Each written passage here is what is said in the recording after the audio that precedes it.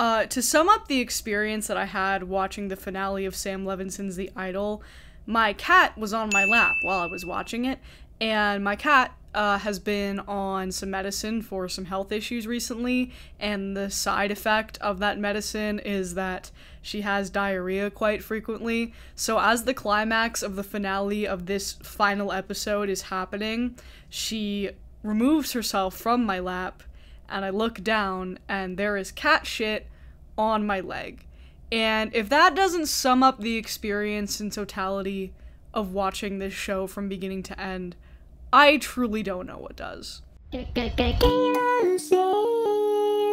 Okay, so let's cut to the chase for this intro. The Idol is a controversial show on HBO Max that is very bad. It was directed by resident mayor of Hack City, Sam Levinson, who made seasons 1 and 2 of Euphoria. It had a chaotic production history, which I covered in this video here, and a pretty mixed reception to its pilot episode that debuted at Cannes Film Festival, which I covered in this video here. And astonishingly, we have arrived at the end of the 5-episode series. If you're wondering why I watched the whole thing despite the fact that I was highly critical of the first episode, the answer is that I hate myself. Here's how this video is going to work.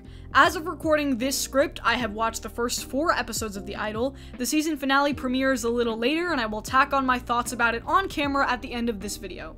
There will be full spoilers for every episode. Spoiler Juno is on the screen. In order to avoid getting age-gated, I will be limiting my use of trailer footage and resorting to stills, and I will have to use that censoring baby speak because we can't just have internet content for full-grown adults with fully developed brains anymore. One more thing, you can follow me on Twitter because my old account got suspended, and also Blue Sky because I guess Twitter doesn't really work anymore. It's almost like we shouldn't let inexperienced fail-sons ruin television and social media for everybody with nearly free reign and no consequences. Anyway, let's fully lay out the plot of this shit sandwich starting with episode 2. Jocelyn, having reworked her new single World Class Sinner with Tedros, decides to play the new and improved song for her team. The shit is darker and edgier and has a lot of moaning and heavy breathing, and honestly, it just sounds like a reverb lo-fi mix of a Melanie Martinez song. But according to Jocelyn and Tedros, this is the shit that nobody is doing right now, you know, some real experimental work. The team hates it, in particular Nikki, the record label executive, berates Jocelyn for her insistence on the song, and we get some lore about how at one point she was on top of the world with this mega tour, only to have to cancel it because she was so mentally exhausted after her mother's death. So the entire team has a lot riding on this new comeback single. Then the bulk of the episode proceeds to focus on Jocelyn's music video shoot, and you may have heard other reviewers say something similar to this, but this is like the best sequence in the show hands down. Jocelyn is really committed to nailing this choreography and performance to the point of intense overexhaustion, and insisting on multiple takes despite the fact that they don't really have the time or resources to continue doing so. And Lily Rose Depp really gets in the zone here. You can feel her sense of desperation and brokenness that culminates in her getting a perfect take, only for the team to realize that there was a smudge on the camera, so they have to do it again. Jocelyn basically goes into exhaustion-induced psychosis and begins calling out for her dead mother, prompting her team to cancel the rest of the shoot, and they secretly give backup dancer Diane the opportunity to record the track and film a version of the single for herself. The next 20 or so minutes of the episode is Tedros inviting himself to Jocelyn's house with his little friends, and they're, partying, and at this point, it's clear that the problem with this whole show is mainly his character. Like, before this, I was actually intrigued with the music video scene and interested to see what would happen next, and then he shows up and it's just this charisma suck, which is interesting considering that it's revealed that he's, a cult leader, and the one thing those guys usually are is charismatic. I said in my episode 1 review that Tedros is sort of positioned as the hero, even though he's clearly a bad dude, and that the writing was sort of catering to trying to make him this bold, chaotic, cool center of attention, but they do go in a slightly different direction than what I was anticipating by having some of the other characters look into his history. The issue, and this is where we'll talk about episode 3, is that no one actually does anything about the fact that he's a bad guy. They kind of just let him do whatever, and that makes sense for Jocelyn as a character choice, but these are music industry professionals that are presumably just letting some random guy do whatever the fuck he wants with their money-making star. In episode 3, Tedros is shown to be increasingly more erratic in his behavior, and his followers are shown to, be very devoted. We learn in this episode that Jocelyn and Tedros have decided to scrap her planned album and redo her entire image and sound. Tedros enlists the help of IRL music producer Mike Dean, known for producing with Kanye West and The Weeknd, to make this happen. And Haim and Destiny, Jocelyn's managers, who are doing some investigating into Tedros and at this point are well aware that he's at the very least a creep, don't do anything to stop this from happening. Especially Haim, who's just like, yeah, I fucking love this guy. Yeah, Mike Dean, do whatever you want, I don't care. And like, meanwhile, Nikki, the record label executive, is definitely written as someone who the audience is meant to almost root against because she's very harsh to Jocelyn while everyone else seemingly wants to take the approach of coddling her and handling her with kid gloves. But like, I actually agree with her around this point in time. Record labels and managers just wouldn't fuck around like this and scrap an entire album this way. They all seem to just fold really fast and no one does anything to intervene, despite the fact that Tedros is actively wasting everyone else's time, money, and resources. Anyway, the real standout stuff in this episode is, you know, the aspects of the more outlandish sex stuff and the cult shit. And as far as the sex stuff, while they're all out shopping, Tedros gets wildly possessive of Jocelyn and berates some random retail employee for being kind of flirty with her, I guess, and then they fuck in the changing room. I'll get into this later in the video, but so much of this is meant to be sexy, and it's just more eye-roll inducing than anything else. Tedros also has a conversation with Xander, played by Troye Sivan, who I thought was just a photographer, but is actually Jocelyn's childhood friend, and the two agree that they don't think Jocelyn's whole bad girl image is being taken far enough, so they think that they should take the controversial frosting image from the first episode and make it her album cover. And then they have this whole sort of empty conversation about vulnerability and risk-taking, and Tedros pressures Jocelyn into revealing some information about her mother's past. Jocelyn tells a story about how her mom used to beat her with a hairbrush when she misbehaved. Clearly this is an uncomfortable talking point for Jocelyn, and now she's being coerced into telling this information to all of these people. And then at another point in this episode later on, Tedros suggests that in order to make better art, Jocelyn needs to use some relevant trauma in order to do that. And so he decides to beat her with a hairbrush the way that her mom did. And I have some problems with this. Mainly, I guess my issue is that there is no narrative payoff to this. Obviously, it's very literal with the way that Tedros interprets turning trauma into art and incorporating Jocelyn's trauma into their whole BDSM thing. It's all very literal and derivative, and it's a shock value thing. It's a classic Sam Levinson shock value thing. But it didn't need to be a fixture of this episode. Episode 4 is probably the most actual plot we get out of any episode, but the plot is, you know, not good. Destiny and Haim are finally like, okay, this guy sucks, let's learn more about him, and they find out that he's a criminal with a past of, you know, beating women and stealing money and changing names, and still no one springs into any kind of immediate action or intervention. Instead, Destiny goes to the cult house and encounters one of the cult's younger members, Chloe, who is a talented musician but lets it slip that she's only 17.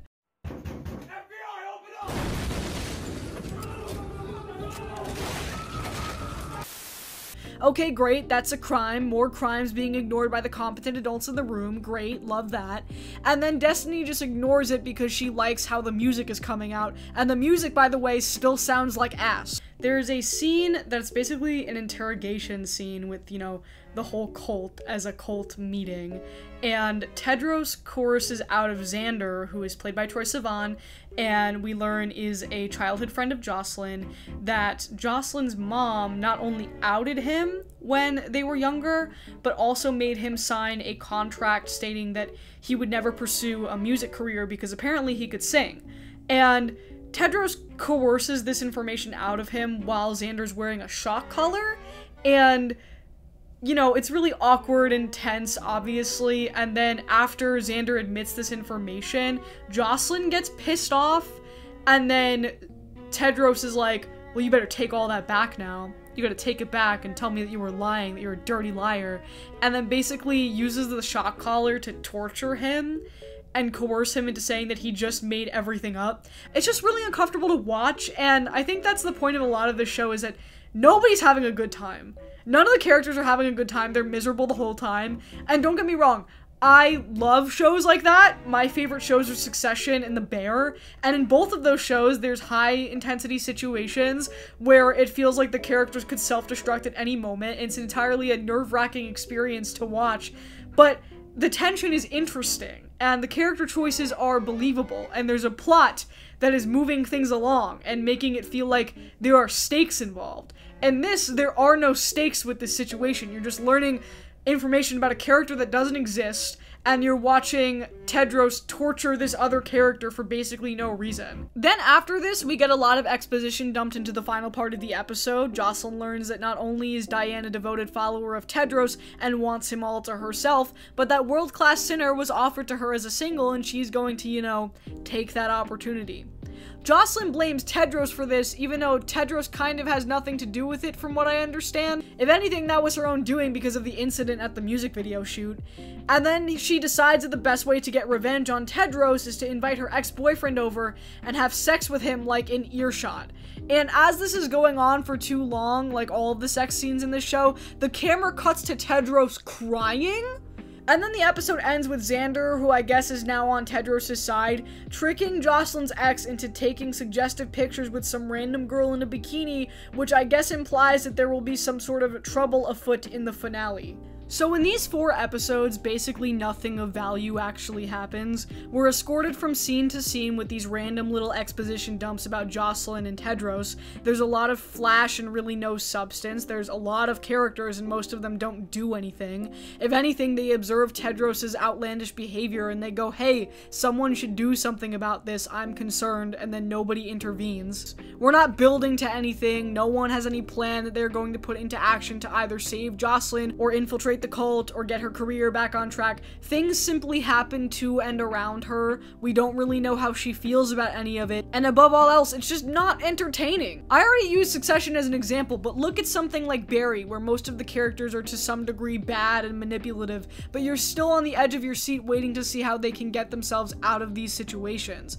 With this, there's no situation to get out of. There is no plot, no forward motion. Everyone is just stuck in their either perpetual victimhood or villain arc, and they stay that way the entire time. It is not a show, it is a collection of scenes. In fact, a lot of those scenes are just porn. And I say this as someone who is very pro-sex scene. There's been a lot of recent anti-sex scene bias that's been discussed online when it comes to today's most popular TV shows, and I have never been in that camp. I think TV has actually gotten less sexy over the years, and that kind of blows. Well-written intimacy is actually good for television. Yeah, I said it. Let compelling characters fuck each other. But this isn't that. The closest thing I can unironically compare it to is 50 Shades of Grey, in that it's, you know, corporate TM sex. It's, I saw this in a porn one time sex. There's no feeling of genuine want or chemistry or passion or desire. It's all very by the book. Touch me. Here. Spank me. There. Ooh, this is so bad because we're doing it in public. Shock value bullshit. And it all goes on for too long and it's entirely pointless. And to prove how little cultural impact this relationship has had in terms of its writing or its presentation, I traveled to the Holy Land and did a little digging for any fics related to Jocelyn, Tedros, or the Idol.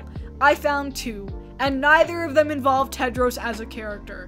Do you know how badly you have to fuck up as a showrunner to have this much fucking in your show and this much explicit shit material, and there are no fanfiction writers inspired enough to write any fics about it?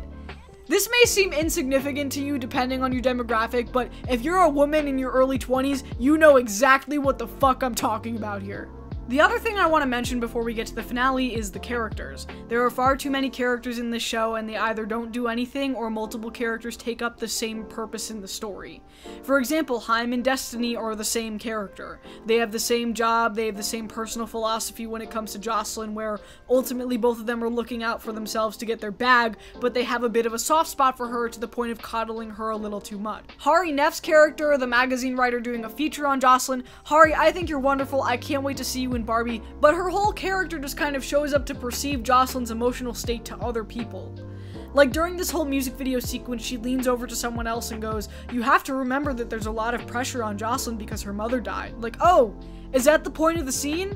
Thanks so much for reminding me, I didn't realize. Dan Levy's publicist character hasn't really shown up beyond episode 1, I think. Eli Roth's character shows up to get mad again and makes an Epstein joke, and that's it.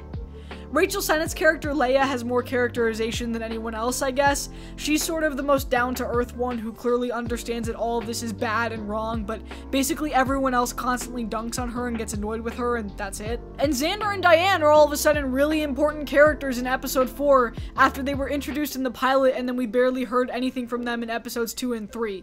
It's a fucking mess. Especially when you only have 5 episodes to establish any kind of ethos with the main characters, it's truly an impossible task to balance this many side characters who play virtually no role in the progression of the plot.